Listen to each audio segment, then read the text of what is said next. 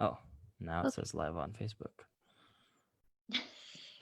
Sorry, Okay. there's a button that says go live in the corner and I didn't even actually click it. I'm like, oh, we're already here. All right. Cool. I think now we're live. So now give me a second to just double check. Oh yeah, let me pull it up. See if I can double watch our Zoom. Except I don't actually really know how to use Facebook to find our group. Oh, yep, we're in there. Nice. Sweet. All right. All Ooh, okay, right. so we're gonna wait like a few minutes to make sure people have a chance to hop in, get the notification that we're live. Just to, I know everybody's seen me everywhere in the Facebook group now, but just so everyone knows, my name is Jessamine. I am the partner program manager at Interact.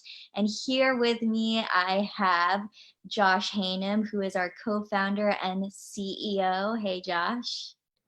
Hey, this is fun. This is the first time we're doing this, so we'll see what happens. The I know we idea. started out with some technical difficulties because we've never actually gone live on our own on Facebook yet. So thanks for bearing with us for the people who are like, where is it? Where is it?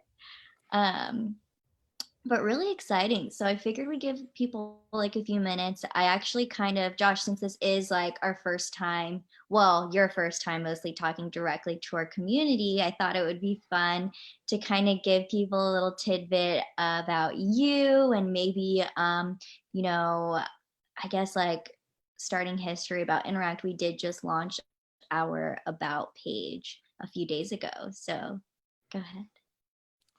Yeah, probably the most surprising thing about me is that I grew up not on a farm, but in a farm town. I actually went home a couple weekends ago, took my girlfriend home, and we like drove around, and it's just so different. I live in San Francisco now, where all the tech people are.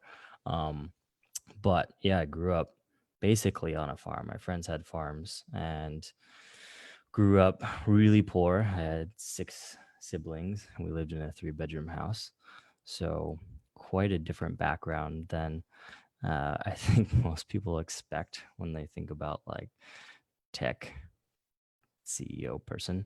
But I like that background. I learned a lot, and yeah, spent a lot of time outside and really enjoyed just being creative and figuring out how to have fun without all the modern amenities of life.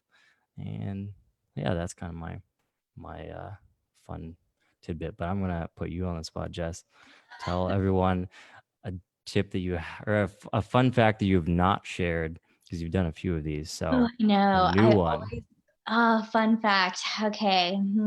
I actually don't know if I've ever said this on a video or like any workshop.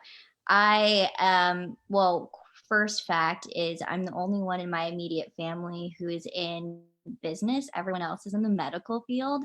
So I actually started off college thinking I was going to go into the medical field, and I started out with a major in nursing. Which I'm laughing because now imagining myself as a nurse is just like really funny, but it wasn't until like I'm a true believer of like fate and things happen for a reason. And I was taking this like under what do they call it, lower division class of like communication, and we did a ton of group projects, and the professor was always like, are you a marketing major? And I was like, no, I'm gonna be a nurse.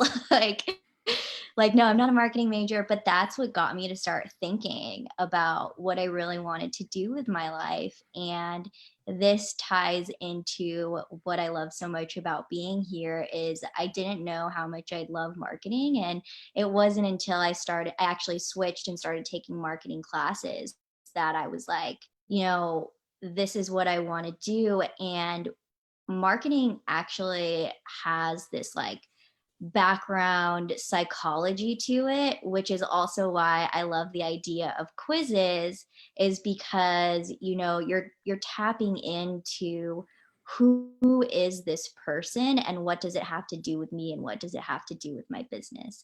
And in our day and age, data is such a big deal. And what you can collect from a quiz is so much data that you wouldn't really have otherwise. So, yeah, fun fact about me, I could have been a nurse. I could have not been here with you guys today. I could have actually been maybe poorly giving people IVs. Just kidding. That's really cool though. I actually didn't know that that was the shift that happened. Yeah, Um, but yeah, glad it turned out that way because now you're here. I know. Awesome, right? Um, so it's been 7 minutes. I'm actually going to pull up. We already have a few starting comments. So we have Sweet. Andrea Cinnamon here. Hi, Andrea. Thanks for joining us. She's actually one of our consultants, guys. Um, oop, my sound's coming off. We have Rajal. Hi, Rajal. Francine. Andrea says, hi, Josh. Nice to see you again. Hey, Andrea, it's been a while. Um, what we'd love to do if you guys are live with us is catch some live questions. So, pretty much what we want to do with this AMA, we do have some FAQs that we've collected from that post, and then also some common questions we get all the time. But if you're here live with us, we want to make sure we touch on those first. So, if you guys have anything, I'm watching the comments, let me know. Um, Maybe to get started we can kind of pull from that list until people kind of gather their thoughts and get that in there. What do you think? Yeah, that sounds good. Let's kick off with a hard one. Let me pull up my list here. So I think the one that I found the most interesting, Josh, which um I want to let you start off because I think you have really great insight on this, is the best way to promote your quiz so you get higher quiz starts. Yeah, this is a really good question because it taps into a bunch of stuff. And I feel like if I can peel it back a couple of layers and kind of talk about the whole purpose of what quiz is supposed to do, it's basically supposed to warm up people that are the right audience for you and get them interested in what it is that you have to offer, what you're selling, your products, your services. And so then that opens up this whole conversation about how you reach those people. And then that gets into like how you do marketing and all of these things. So my actual thoughts on where this begins is it starts with how you do marketing in the first place. And I think the way that we always recommend for specifically with course creators, and this is true for any business really where you're creating any sort of content or advertising, you want to keep it really true to what it is you offer that's unique. And if you stick with that, then it sounds kind of like, higher level or whatever, but you will end up attracting the people that think the same way and that resonate with your way of solving problems. And so it really does genuinely start with staying true to your story and what it is that makes what you do different from everyone else. And what makes you different from everyone else is who you are, because no two people are the same. So it starts with creating content, creating advertising, creating whatever you're doing to try to reach people that matches up to your particular way of doing things. And one really easy way to like litmus test that is what kind of marketing, advertising, creating content, whatever, do you find to be just fun? Like for me, I wake up super early in the morning and I write for like an hour because I really like writing. I like getting in my head and just like putting those thoughts down.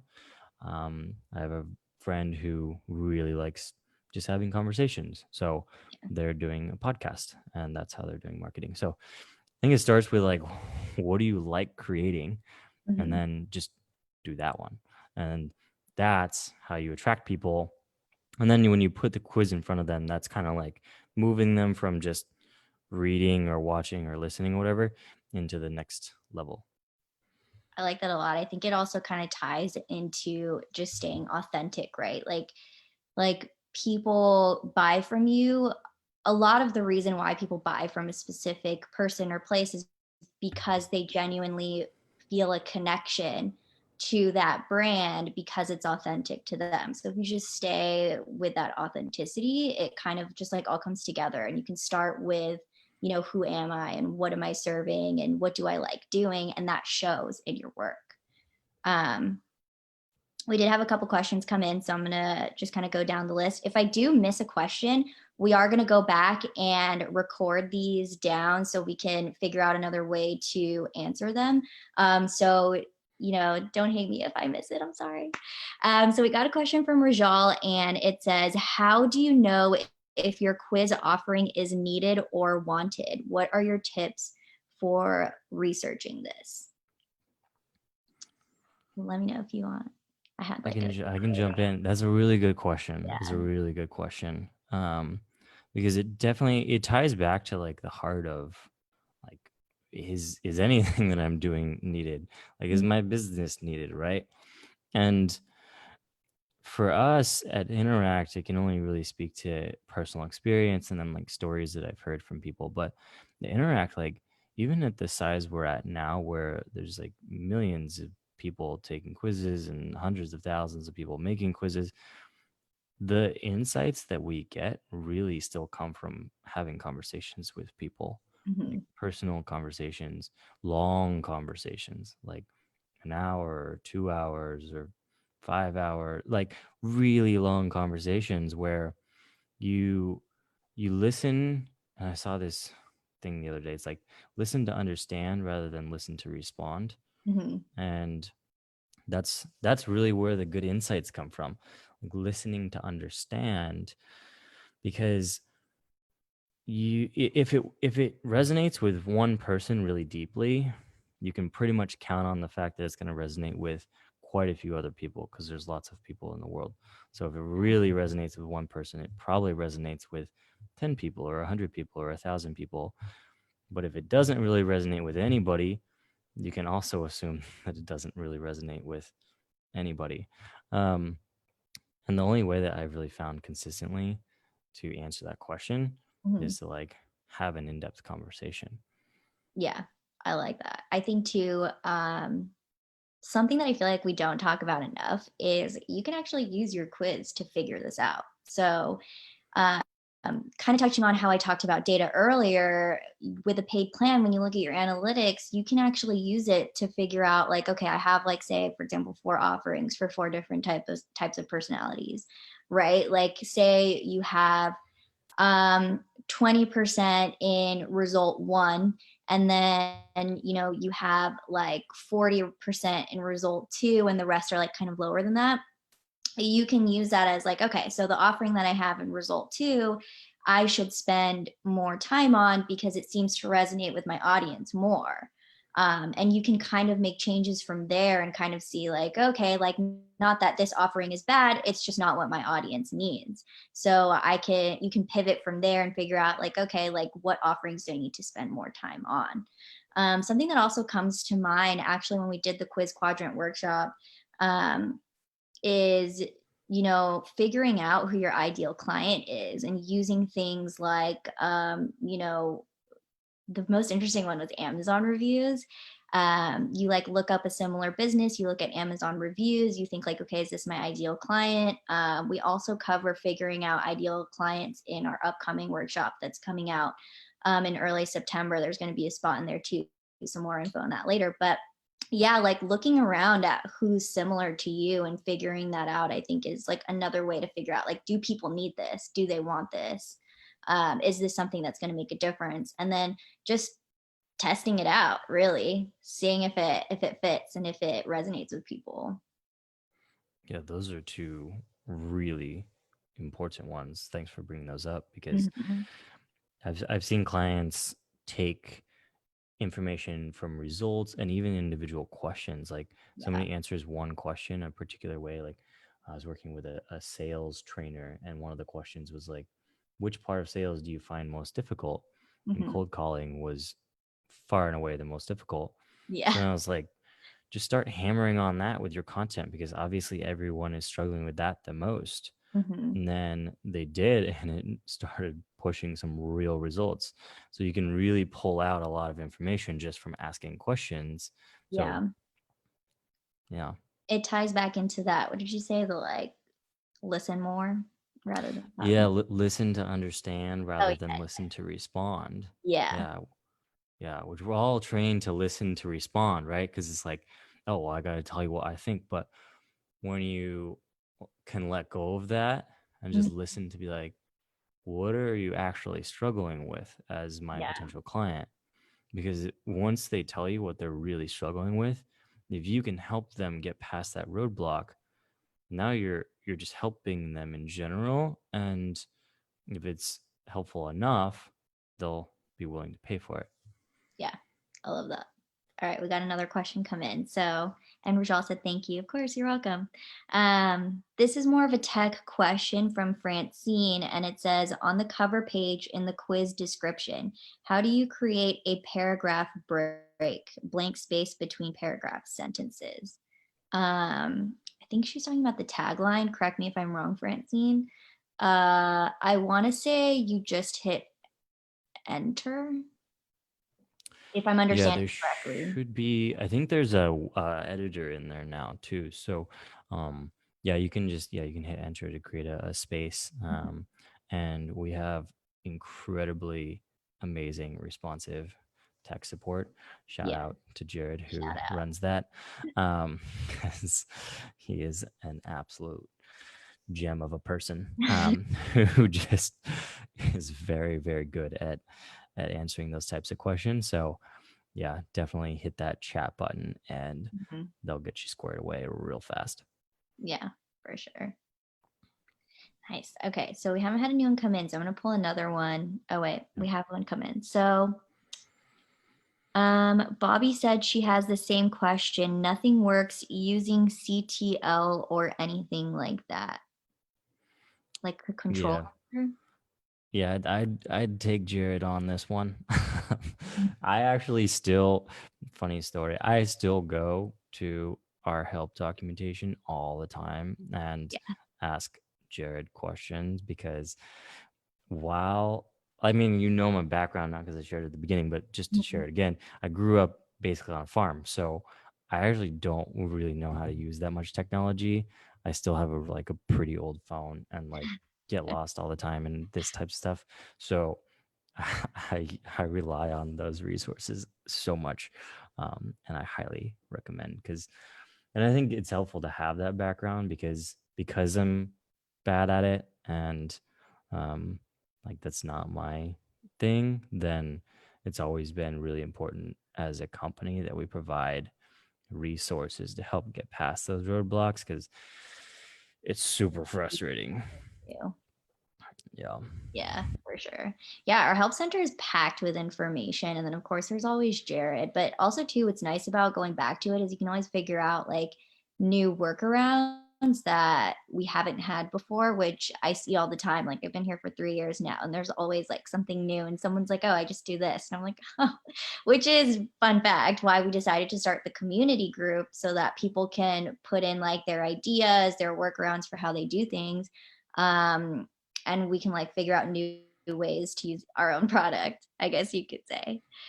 um so with customer support, if you did put in a feature request, it does take time to actually go through the right channels to see if it makes sense to actually put in what that timeline looks like.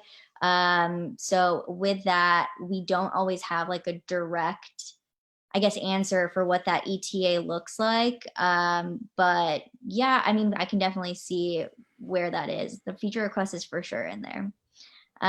Purple Sage Jewelry has a question saying, how can we use a quiz to collect email addresses?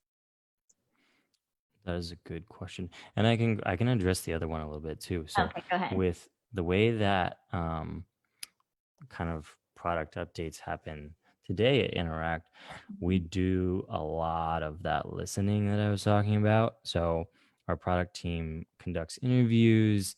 They listen to every request that comes in and compile those all up.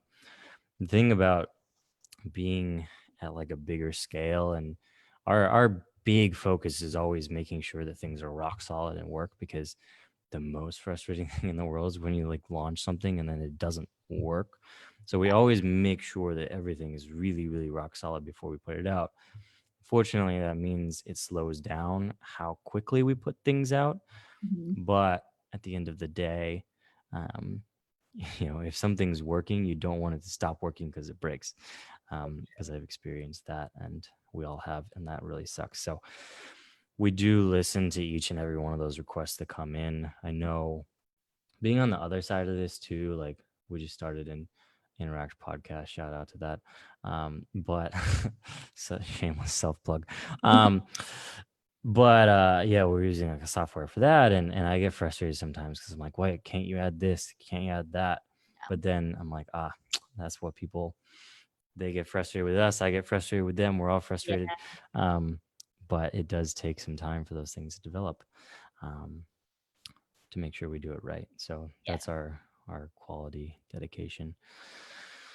But yes, collecting emails with a quiz. Do you want to jump on that one, or do you want yeah, me I can to? jump on it. Yeah. I feel like with the workshops, I'm like in this zone of like continuing to talk about it. So using your quiz to collect email addresses, the it kind of goes back to earlier when we were talking about like staying true to your brand. People, buy from you. They are loyal to you because of who you are. So my main thing, especially like with marketing in general, is you never want to collect email addresses just to collect email addresses. And the idea with a quiz is to collect email addresses of people who do want to hear from you, who are your customer base, who is a part of your audiences. And that's the beauty of it because when you're sending out these newsletters or like continuing that conversation, it's people that are here for you. So, and I know we did touch on this, but it does go back to Josh saying like starting with your content, right? Like, what is your content? Use what you already have and what you already know in your quiz. And it can be anything from, like making it go into an offer that you have, or even just like, hey, like this is an opt in that I have for you to hear from me more, get to know who I am more, take this quiz to see if, this is a fit for you, for example. It can really be about anything. And when you get to that spot to collect that email address, the idea is, hey, like opt in so I can tell you a little bit more about who you are. You're now personalizing the experience. And this goes into another question that we actually got. But from there, you actually want to send a welcome series, especially a welcome email to let them know, like, this is who you are, this is the result that you got. And then that continues into this is how, like, I can serve you, or like, this is like the best offer for you, and so on. Do you want to continue off of that? Hopefully, I answered that question. Yes, because I was listening and it made me think of a couple stories. Mhm. One story, we had an e-commerce client. This is a while ago, but they generated 4,000 leads in like a week and made Nice. zero sales. Oh, Yeah, not good. And then they cancel their subscription and they got all mad and it was great. Um, but they were just like they were getting leads for like 7 cents, which is crazy. And hmm, they were super excited, and then no one bought anything. And they were basically just targeting like whoever. Um, yeah. really had nothing to do with like their niche.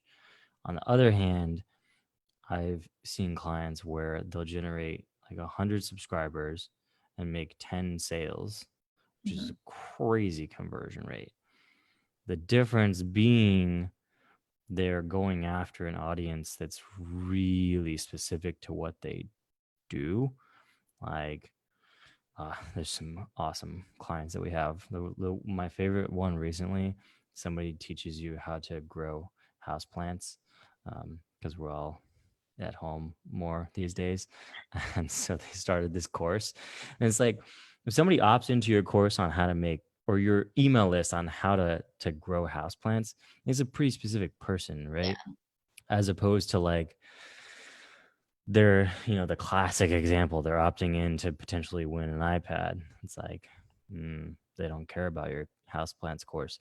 But if they're watching your YouTube video about how to, grow your rubber plant, which I'm staring at because it's on my desk, um, I'm like, okay, I'll watch that because my rubber plant's not growing that fast. I got to figure out what's going on.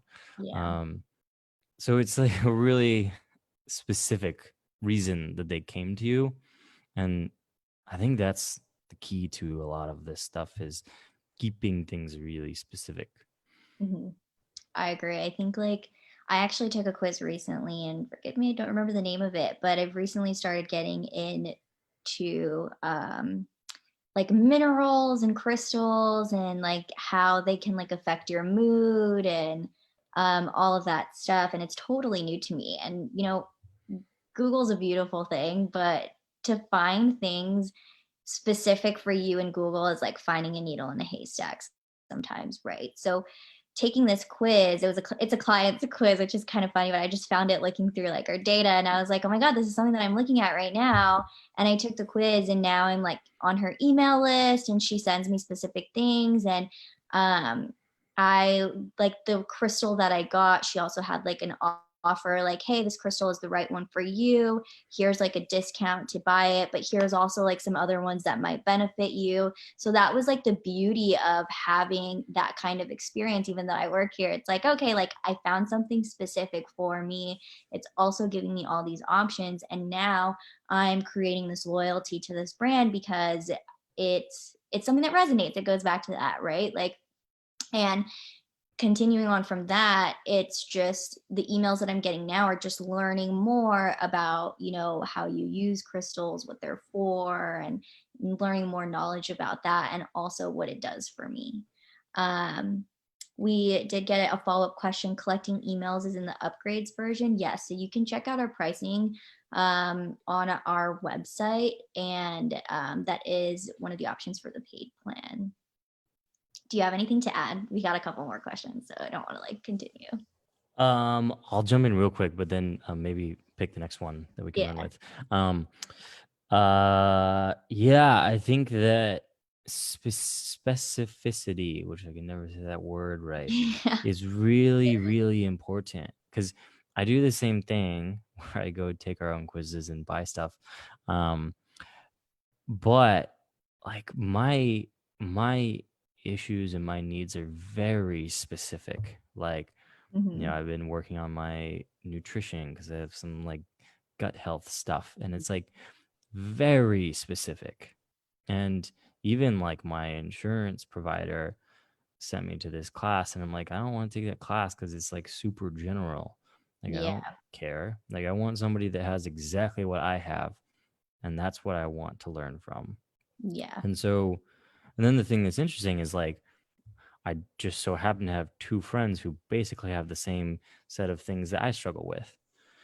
And so that just proves to me that, like, it's not the case that, um, if one person has a very specific set of problems that other people don't, right? Mhm. Um, like other people will have the same set of problems.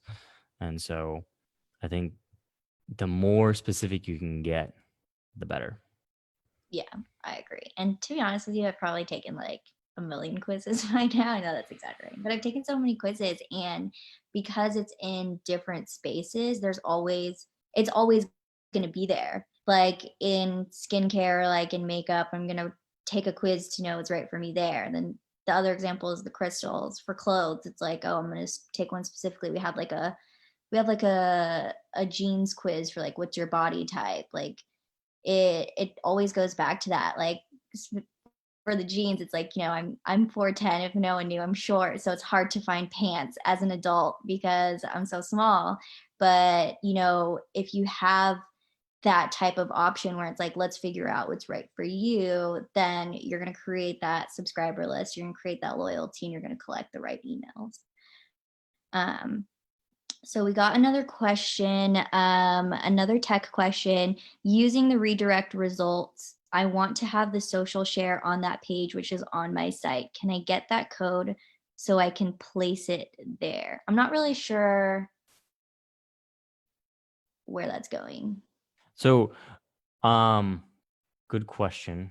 That would be handled on your website then. So if you're redirecting to a landing page, then the URL that you set can either be the URL of the quiz if you have the quiz embedded on your site, which is usually what we recommend, like embedding it on like yoursite.com/quiz. Mhm. Um, or you can redirect yoursite.com/quiz to the actual quiz URL. And then you can put that URL as the share URL. Um, and that way, people will know where to go. For the like the rich snippets and things, because Facebook gets really specific, and maybe I'm saying this wrong, so don't listen to me. Go look at our documentation because that's where I go. But I'm pretty sure you have to put the quiz URL in order to get all the like the fancy stuff to show up. Um, so I think that's the answer. Yeah. And also too, like this goes back to definitely reach out to Jared on customer support because he is going to know more on this and he'll be able to send you to the right documentation that Josh is talking about. We also have a search option, or we call it search capability, I guess you should say, in our help center. So you can also type that in there. So any tech questions, it's going to be great to go to Jared because he knows exactly what he's talking about. Again, shout out to Jared. Yes. Makes Yes, one everyone's of our one of uh, our things that interact is that each person actually owns their area of expertise. yeah. So even though like I'm CEO, Jared actually knows more about this stuff than I do, just like Jess knows more about our community and our partnership stuff than I do. And that's on purpose. Like we want to empower people to step into that. And so you're seeing it live where I don't know the answer, but Jared does because he is the person that we've put in that position. We might need to do like a session with Jared so that he's gonna hate me right now. He's gonna be like, no, I do not Mm. want to do this. On the But yeah, spot. Love customer it. support, he's amazing. So for sure Yep. hop in there and ask him. So another question came from Francine is what do you guys think about creating a landing page for full results versus full results in the email inbox, especially for a newbie quiz maker? Let me know if you want to jump on that. Do you want to start? I have a more. I think mine's more general. You let me know. Okay. Okay.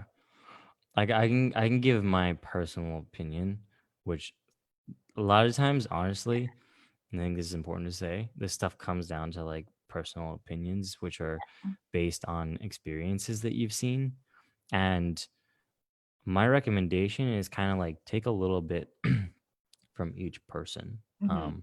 You can go to one expert who can give you the full breadth of things, but um, yeah, this is kind of how I form my stuff. Is like I learn it from lots of different people, and I learn constantly. Like I still learn stuff from customers all the time. My personal opinion is you want to give a good amount in the results. And I personally believe that you should never force someone to give you something in order to get like an answer. Mhm. They can give you their email in order to provide like more stuff in the future because you don't want to give them like an entire book right now because no one wants to read that and you don't have time for that. So give them as much as makes sense in the current setting, which usually looks eh, like I don't know, a 2-3 minute read. Whatever comes out to a 2-3 minute read. But I think my personal opinion is that it's really important not to specifically withhold helpful stuff until they give you more because that just, in my opinion, it's like it sets the relationship on a really bad foot. Like, oh, you made me opt in to get this. What are you going to make me do next? Like, I just don't like you're not building a lot of trust that way. And so I think it's like give all the information. And then it's like then a call to action is like, okay, obviously you don't have an hour to read stuff right now because it's 11 o'clock on a Tuesday. But if you want to opt in, I can send you more stuff on like a email drip so you can actually digest it over time. And then that's your opt-in. And if they want to do it, then perfect. But I think it's my opinion is that it sets a really bad precedent if they're having to opt in order to even see what you have to offer.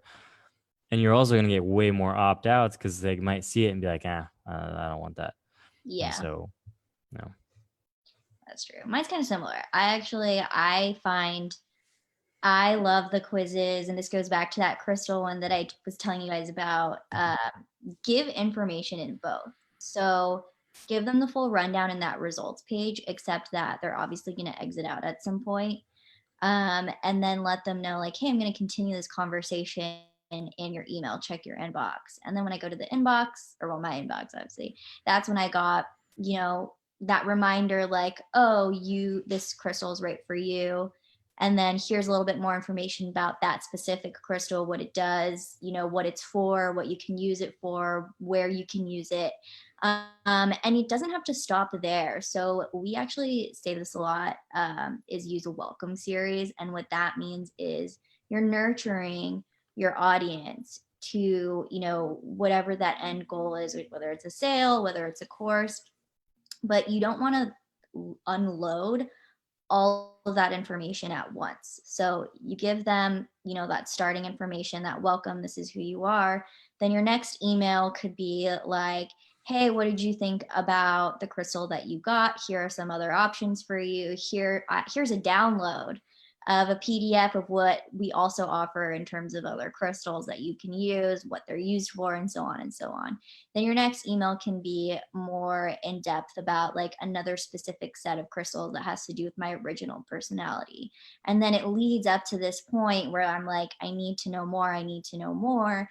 And once you're like, hey, I have this whole course on, using crystals, and it doesn't stop at buying a crystal and leaving it on your table. You can actually make it into a jewelry piece. There's some people that take like rose quartz and they put it in their water, they mist it on their face, like it turns into skincare. Like that's kind of how you lead into, it's like giving them all the information, but just in like a digestible process, I guess you could say, if that makes sense.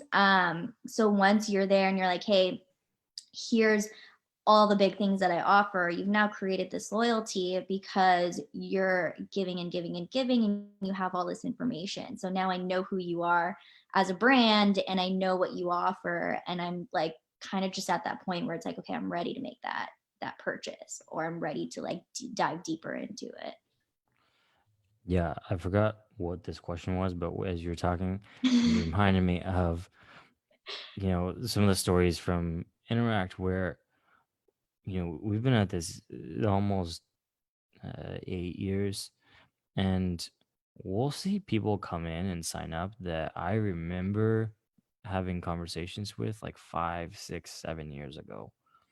And what it always reminds me of is just that it takes a really long time to build up like trust and a connection and people kind of warming up to whatever it is that you're offering. And like you lose all that long tail stuff if you're trying to force people to do something they're not ready for, or you're trying to force them to see things your way, or you're trying to force them to buy, right?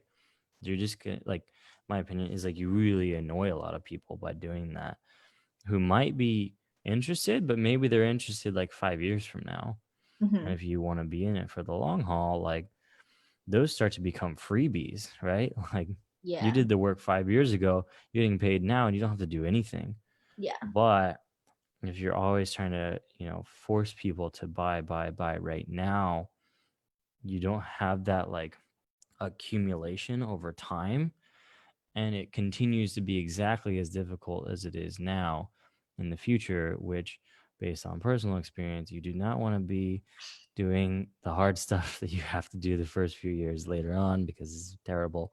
And so you want it to get easier, and the way that it gets easier is by letting those relationships grow at their natural pace rather than forcing people. I like that. The original question, I just like thought of it too. I was like, so it was creating a landing page for full results versus full results in the email inbox. I feel like we did answer that. You kind of want to do both. I like that a lot.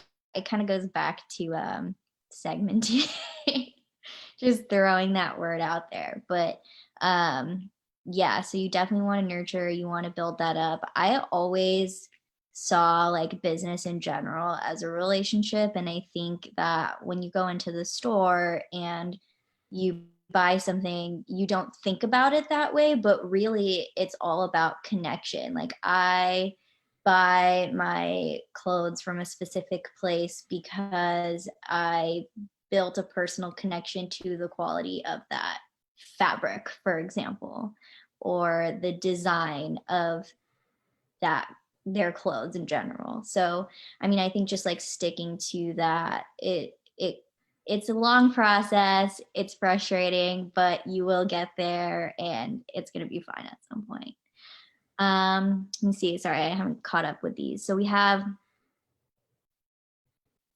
for clarity, do you have the person to opt in order to receive results? I've actually changed my view on this a little bit, actually. So, do you want to Oh, go first? okay. I'll give mine and then maybe we'll have differing opinions. Yeah, are That we would gonna be great. debate right now? That would be perfect because it would show that like there's not one right way to do this.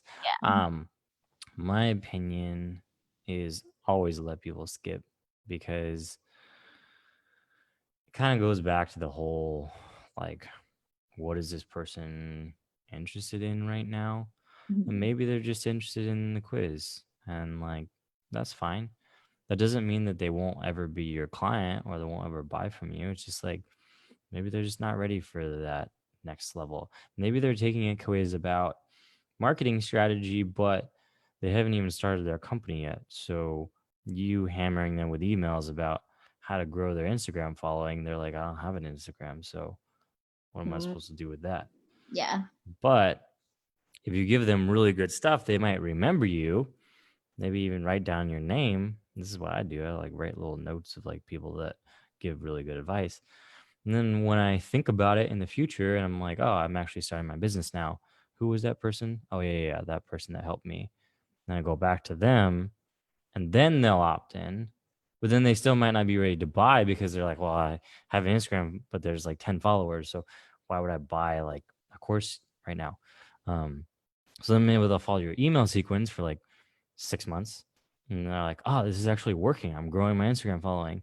But now I like don't have that much time. I need like to learn more about this. And this course is helping me learn how to scale my Instagram. So perfect. This is the right time. So that whole process might take like 3 years. And if you try to force them into the process right now, then you lose that person forever because they're not going to write your name down. Mhm. But if you're helpful now with what they're ready for now, then they might write your name down and they'll come back and they'll come back again and then eventually buy something and then pay you and then you get free money later on. Should I debate now? Yes. Okay, yeah. So actually, guys, if I mentioned this earlier, I've been here for 3 years, and so I, when we started this I completely agreed, and I was like, I think that's great because I agree. Like, if I'm not ready, like I'm not ready. But recently, I've kind of changed my views on this because for me, it's like when you create your brand and you get your quiz ready, you're already creating value, right? By like, this is what I offer, this is the problem that I solve. And your quiz is that first hook to that. So it doesn't necessarily have to mean that you're going to sell something. Like we're talking about like a nurture sequence, a welcome series. For me, I think it goes back to making sure you have those quality leads. So if someone's not ready, they're not going to give you their email anyway. But if they are even in the least bit interested, they are going to give you that email because they want to know more. And you can use that, what you were just saying, Josh, about like, keeping them in mind as opting in. So I think it might be a matter of perspective where like, in your perspective, you're writing the name down, going back to it later, but I think you can do that same thing with having people put in that email address, because it's like, hey, either you want to know me or you don't, right? Like if you want to know me, enter your email and I'm going to give you all this information and you're going to know who I am and what I can offer you. But if you're not ready, that's totally fine and they can always come back later. So that's kind of how I see it. I don't know, what do you think? Yes, and that's perfect because my opinion is also based on my personal way of doing things. Yeah. Because interesting tidbit about my inbox, which you didn't ask that question, but I'm gonna answer anyways. How I manage my inbox, I don't subscribe to anything. I get like 5 emails a day from people that I'm having active conversations with. That's it, nothing. And so I'm not the type of person that like subscribes to something because I'm vaguely interested and then like keeps getting the emails and like looking Mhm. at them, whatever. My my inbox is basically like my text messages. It's just active conversations. That's it. And Yeah. if I'm interested in something that I'm going to come back to later, I'll write it down in a note on my phone, and then I'll reference that later. And so a lot of this is, as much as somebody might be an expert or like know stuff, it's Mhm. also always going to be, for me at least, always driven by how I personally do things. Yeah. And I think we have to also caveat like all of this, you have to check with like your local laws and your legal Mhm. team because we cannot tell you anything about collecting information legally. Um, you have to check with your own stuff to make sure you're following everything for your own business because it's different. Yeah. Yeah. So that's actually like, now that you bring it up, so I do want to point in a little tech part of this is you can turn skip the step on and off. So I actually always recommend to people because it does also depend on your audience, right? Like me and Josh are two different people. I actually, my inbox is full of newsletters and marketing stuff because I love being marketed to. I know that like you don't, no one says this often, but like I love when I search something in Google and it shows up as an ad on Facebook for me because they start learning what I like. And I find actually that's how I find new brands is through that. So I know there's all this controversy around it now, but I actually love it because it's also why I work here. I love the personalization aspect of it. So I subscribe to newsletters, I do all that, but you can turn it on and off. So if you're really unsure or quizzes are new for you, you're not totally sure about if your audience would like skip this step, would not like skip this step, I tell people test it out 2 weeks, a month, whatever, as you're promoting it the same way. If you find everyone's skipping, then try turning it off and see if that changes anything, and see if people will come back to it because you just never know without trying it out. And there's, like Josh said earlier, there's not one way to do it, and every business is going to be different. Yeah, yeah. And one other personal thing, I don't like being marketed to. Like I need to move, and the way that I found a mover is I walked around and see who other people are using to move, and I like not creepily, but like watched the movers, and I was like, oh, they seem nice, and that's who I'm using to move. So I do not actually consume internet marketing, and like all my ad blocks are turned on, so I don't get ads. Um, so two very different backgrounds and leads to different opinions. And I agree with Jess. Like, test them, see which one works for you. Yeah. I mean, even with us right now, like we're testing so many different things, seeing what works and what doesn't work. And there's never one way to do it, right? Like, maybe the people that you saw walking down the street, they keep having billboards up, like they keep posters up because they know that there's people in San Francisco who are just going to walk around looking for that rather than being fully online, for example. So it's just kind of funny because I'm like, I sit here and I'm like, okay, I've seen this website like 20 times, like show me another one.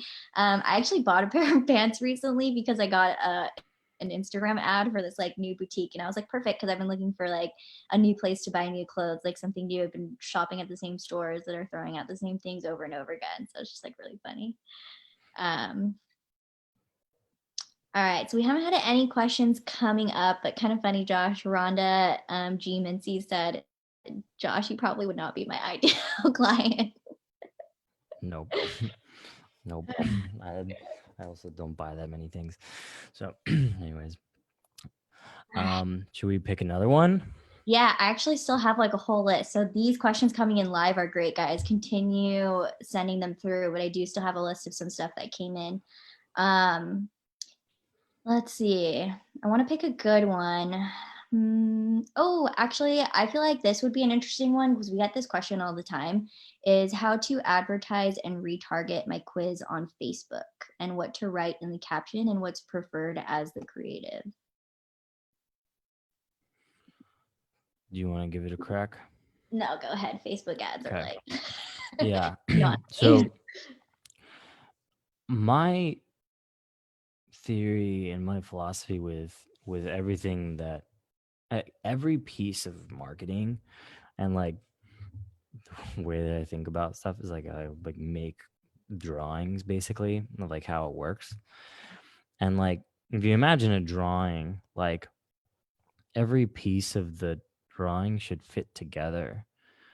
And my view is like you don't want it to be like part of the drawing is bright orange and the other part's like something that really doesn't match with orange. I'm not that good with colors, but like bright pink, right? Like you don't want bright orange and bright pink. Like if you have Yeah, bright orange, maybe like a soft blue because that would go together well. Um, and so then it makes it easier for me when I'm thinking about other marketing pieces, other channels that I'm looking at where I don't want it to not match. And so with Facebook ads and Facebook ad strategy, it's basically like whatever it is that you're saying on your website, whatever it is that you're saying as the kind of general themes of your marketing, the way that you offer your services and your products up to people, it's a version of that. And you can scale up and down in terms of like the exposure, right? Because if you're advertising to a group that's not heard of you, you don't want to say things the same way that you're saying them to your most loyal customers. You want to scale up and down in that regard, right? Like maybe a little more salesy or less salesy, depending on where you're at. But when I think about like the drawing that represents the web of every touch point you have with a potential customer or an existing customer, I want it to all match up.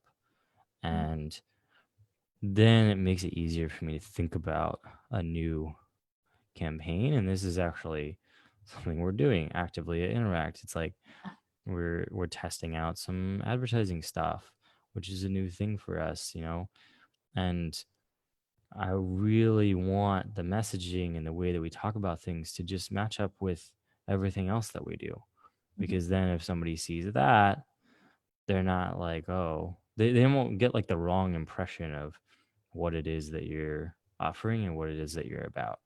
And so I think the really important key, and that also makes it so much faster to figure out stuff because you're not trying to come up with it from scratch. Like, what's Yeah, the best thing? How do we get the highest conversions? It's like, well, what's the thing that represents what we actually do?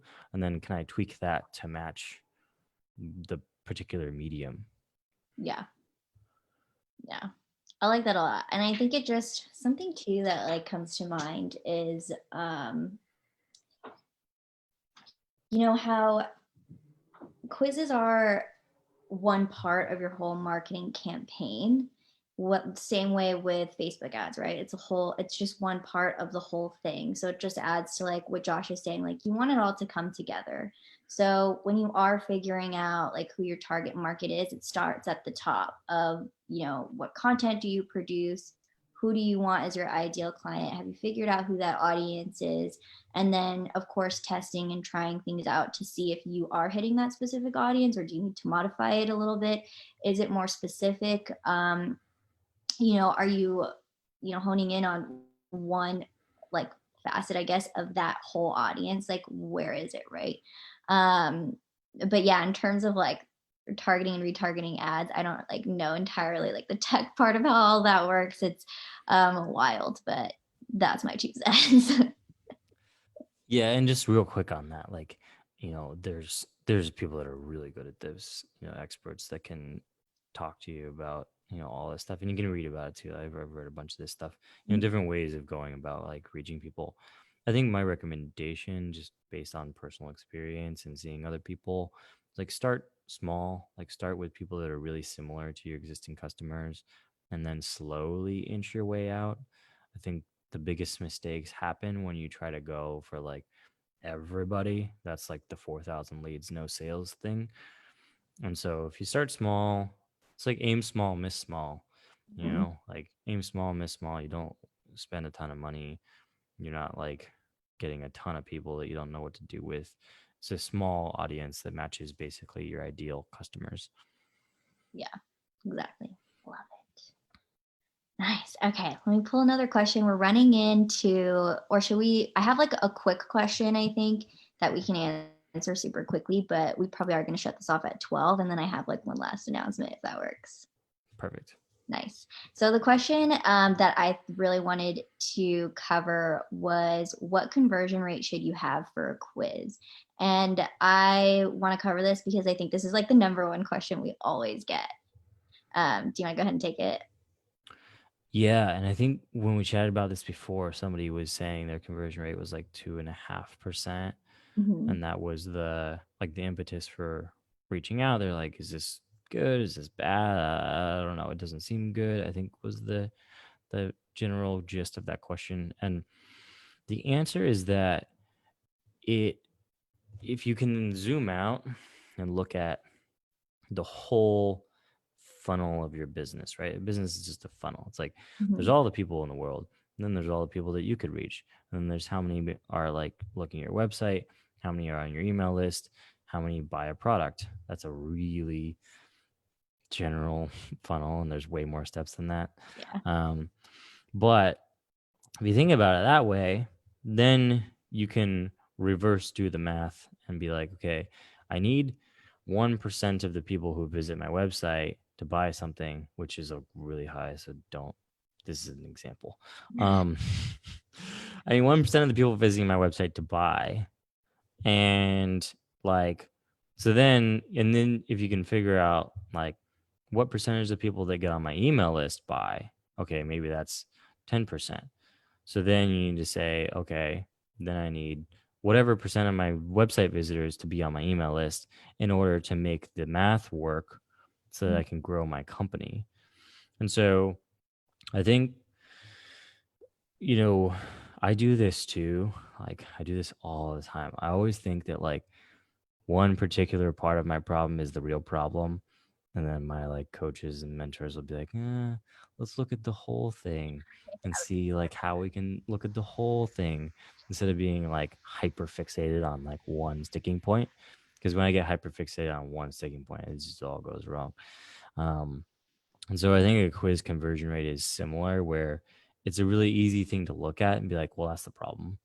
But maybe the problem is somewhere else in this whole funnel. And Mhm. I've made this mistake all the time where it's like, why aren't people buying? But really, the problem is like 10 steps higher. Like I'm reaching the wrong people in the first place. Mhm. That's why they're not buying.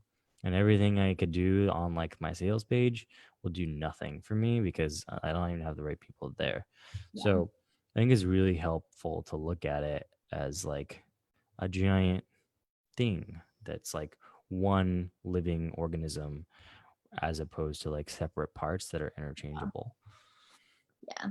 And to add to that too, I think we've talked about this like internally a lot. How like growth, business growth for each individual business looks different. So, the Walmarts and the Targets and like the Starbucks of the world is going to be completely different than, my mom and pop coffee shop down the street. So when you look at your conversion rates, you don't really want to like tie to a number, at least in my opinion. I don't think you should, because I think you want to look more at where you were to where you are now. And for me, I'm strictly like quality over quantity. Like, what's the quality of your customers right now? Are they happy? Are you serving that purpose that you're telling them that you're serving? And, then how do you grow from that? So, like of course, like it is a numbers game at some point, but I think in terms of business growth, especially like when you are growing your business online, you don't want to look so much at the numbers until like say, I guess, like if you're like, oh, well, like my expenses are this much a month and I need to be making X amount to cover that plus make a profit, like then, yeah. But if you're just looking strictly at business growth, I wouldn't stick to conversion rates specifically because it's going to look different for everybody. Yeah, that's a great answer. Yeah. And that's my philosophy on on conversion rates. So we're at 12:01 right now Pacific time. So I think we're going to hop off. Thank you so much everybody for joining us today and asking really great questions. I hope you enjoyed this. Let us know what you thought about it. If you're watching this later too, like did we cover questions that you wanted to cover? Did you enjoy it? Should we do another one? Let us know what you think. I do have one last announcement, Josh. Do you want me to, can I say it before we say our goodbyes? Yeah, go for it. My last announcement is we are having an upcoming workshop. It's actually going to be an email challenge with our strategic partner, Katie Grazer. So I'll be sending out notices on that starting Friday. Check your emails. We're also going to post it in the group sometime next week. And what's really special about this one, I mean, they're all special in their different ways. I know I say it every time, but what's special about this one is it's an email challenge where she wrote down every single thing that you need to go through. So it's almost like walking you through each specific step, which I really love because I think, after watching the video, I have had people come back and say like, oh, well, like I'm still stuck. But this is going to give you the opportunity to really reflect on, how you're creating your quiz, what that strategy looks like. And it goes from top to bottom. So she starts off with, figuring out your goals, who your ideal client is, all the way to putting this up on your website. So keep an eye out for that. It's going to be awesome. And you're going to see it in the Facebook group. You'll see it on social. You'll see it in your email. So check it out for that. Yeah, that's really cool. And those workshops are super helpful. I tune in all the time and watch them to learn new stuff. So, So you get highly to hear my recommend. fun facts every single time. Yes, that's why I asked you for a new one. All right, guys. Well, thank you so much. Again, I'm Jasmine Solana, and this is Oh, Josh Haynam. this is Josh Haynam, our CEO. He didn't know I didn't give him the cutest name, but I thought he'd want to. Thanks, guys. Yeah, thanks for coming. I'm gonna hop off. Bye. All right. Cool, cool. Actually, I have to figure out how to turn off this live video. Oh, yeah. No, we can just have a really great awkward ending, like when you say Right. bye and then you walk the same way down the street Yeah. and then you end up going to the same coffee shop to get coffee and you're like, oh, you were going to go here afterwards too. That's Seriously. awkward. I'm going to click this So, button that I think is going to turn it off, but if it doesn't, don't laugh at me.